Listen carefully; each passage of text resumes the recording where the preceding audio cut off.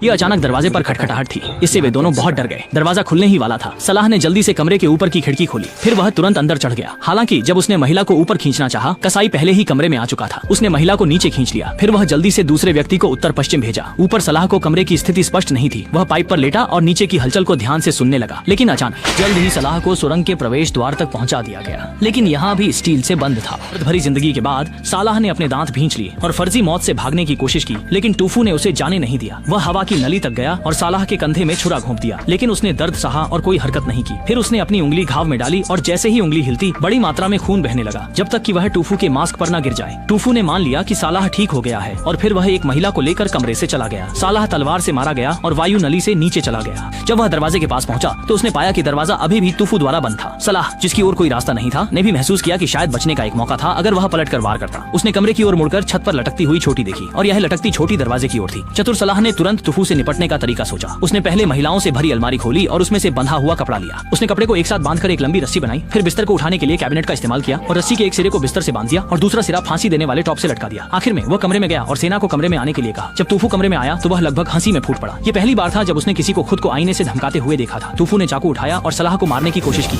ठीक उसी तरह टूफू लटक गया, लेकिन बिस्तर का वजन टूफू का समर्थन करने के लिए पर्याप्त नहीं था। उसने चेन चाकू उठाने के लिए संघर्ष किया। सलाह की तलवार तुरंत ऊपर उठी। चेन चाकू को पहले लेने की कोशिश की और सीधे टूफू के हाथ पर प्रहार किया, लेकिन फिर भी टूफू की लड़ने की शक्ति अब भी थी। 7 मिनट की टकराव के बाद विकृत टूफू पूरी तरह से निरंतर हरकत से बाहर हो गया। शांत मन और मजबूत इच्छा शक्ति के साथ सलाह ने आखिरकार मोकू को छोड़ दिया और जीवित दुनिया से बाहर निकल गया।